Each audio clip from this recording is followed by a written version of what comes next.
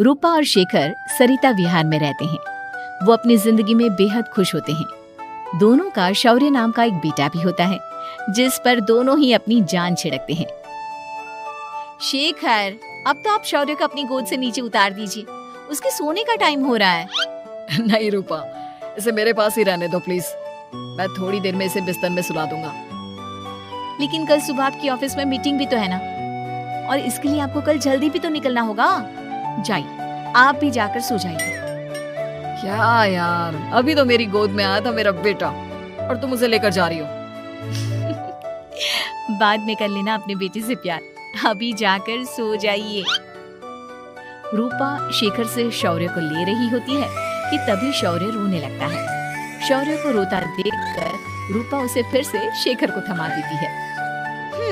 आपका बेटा ना एक नंबर का नौटंकी है, बिल्कुल आप पर गया है वो। साफ बोलो ना, तुम्हें जलन होती है हम दोनों बाप बेटे का प्यार देखकर। पहले बड़ा तो होने दो तुम शौर्य को, फिर देखना वो सबसे ज्यादा मुझे ही प्यार करेगा। देखते हैं। ऐसे ही दिन बीतते चले जाते हैं और एक दिन कैंसर की बीमारी के चलते रूपा की मौत हो जाती है। अब शौर्य 3 साल का हो चुका होता है, जिसके कारण उसकी दादी शेखर पर दूसरी शादी का दबाव बनाने लगती है। शेखर, शौर्य अभी बहुत छोटा है और उसे इस समय एक माँ के प्यार की बहुत जरूरत है। माँ, मुझे दूसरी शादी नहीं करनी। क्या पता जो दूसरी औरत आएगी वो मेरे बेटे को एक माँ का प्यार दे या ना दे। तो रूपा की छोटी बहन वैशाली से ही शादी क्यों नहीं कर लेता? वो तो शौर्य को एक माँ का प्यार पूरा दे सकती है ना। मैंने कहा ना माँ, मुझे दूसरी शादी नहीं करनी, और अपनी ही पत्नी के बहन से तो हरगिज नहीं। ऊपर से अगर रूपा देख रही होगी तो वो क्या सोचेगी? अपने लिए ना सही, लेकिन तुझे शौर्य के लिए तो शादी करनी ही पड़ेगी ना बेटा।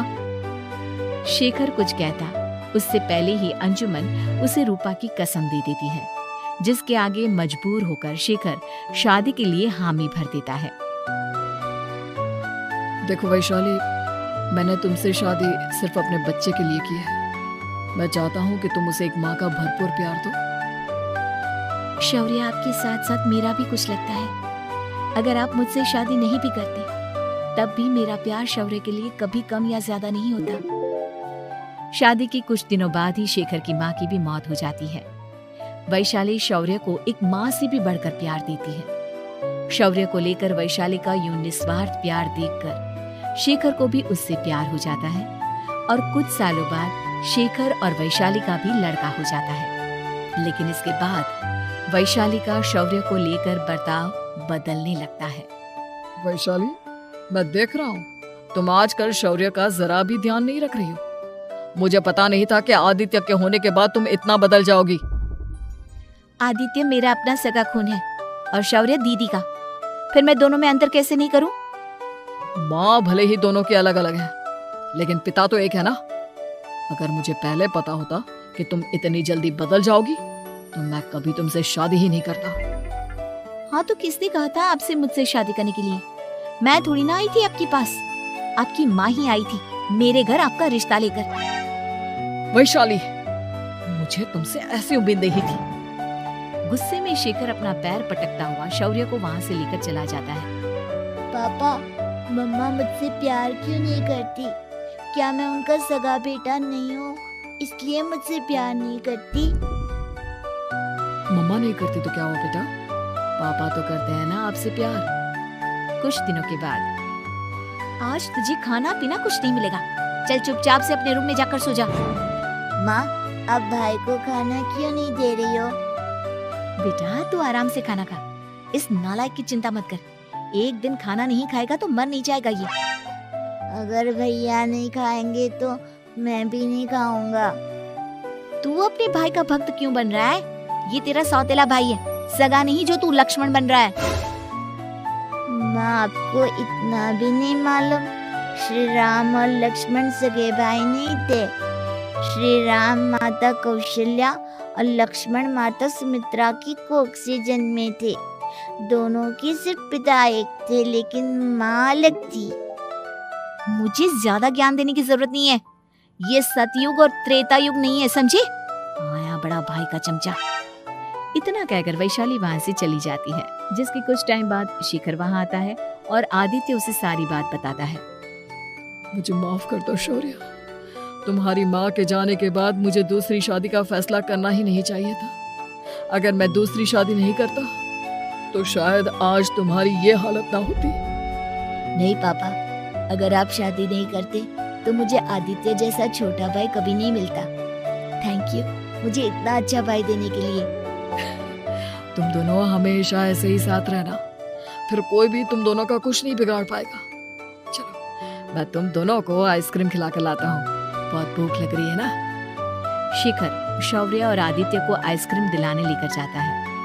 वो दोनों को पार्क में खड़ा करके आइसक्रीम लेने जा ही रहा होता है, तभी तेज रफ्तार से आती हुई एक गाड़ी उसे कुचल देती है और उसी पल शेखर की मौत हो जाती है, जिसके बाद शौर्य की जिंदगी नर्क से भी बदतर हो जाती है। सुन रे चिरकुट, इस घर के किसी भी सामान को मेरी मर्जी के बगैर हाथ मत लगाना। इन सब पर अब तेरा कोई हक नहीं है, समझा? ठीक है माँ, मैं आपकी इजाजत के बगैर किसी चीज को हाथ नहीं लगाऊंगा। चल जाकर अब पूरे घर की सफाई कर।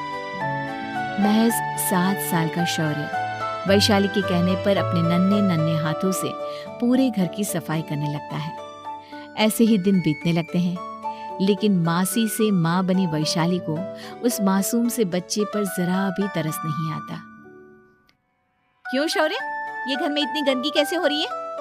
ढंग से सफाई नहीं की है क्या तूने? माँ मैंने तो अच्छे से सफाई की थी, लेकिन आदित्य बार बार इधर उधर चलकर गंदा कर देता है।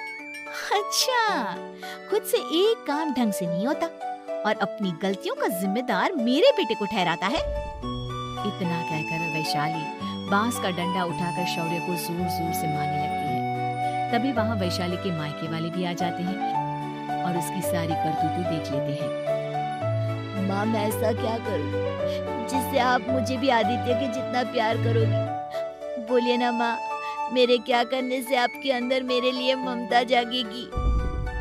वैशाली शौर्य की एक नहीं सुनती, उसके ऊपर डंडे बरसाती जाती है।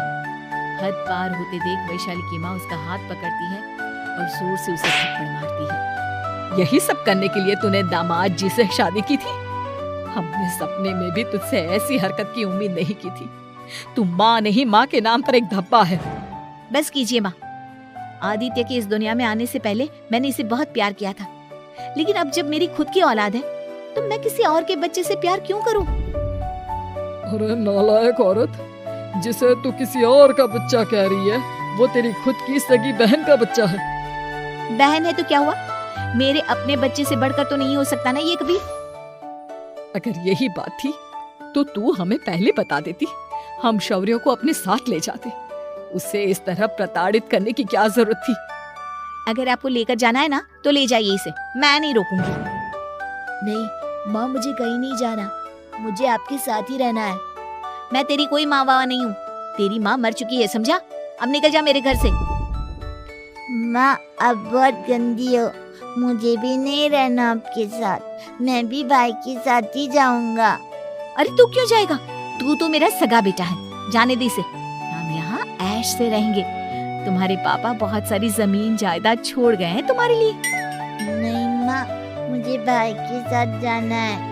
आप अच्छी नहीं हो, आप बहुत बुरी हो, आप भाई को बहुत परेशान करती हो। देख वैशाली, तुझसे ज्यादा समझ तो इस मासूम बच्चे में है। ये तेरे बुरे कर्मों का ही नतीजा है, जो आज तेरी सगी औलाद खुद से तुझे ठुकरा रही है। आदित्य, तुझे इस शौर्य ने भड़काया है ना मेरे खिलाफ? नहीं माँ, मुझे किसी ने भड़काया नहीं, पर मैं सब देखता हूँ, सब समझता हूँ। भाई बहुत अच्छा है, वो आपकी जैसा नहीं है। चलिए नानी। इतना कहकर वैशाली के मायके वाले आदित्य और शौर्य को अपने साथ ले जाते हैं और इस तरह वैशाली बड़े से घर में अकेली पड़ जाती है। 2 बेटों के होते हुए भी आज उसे माँ कहकर बुलाने वाला कोई नहीं हो। ऐसे ही वीडियोस को देखने के लिए हमारा चैनल सब्सक्राइब करें।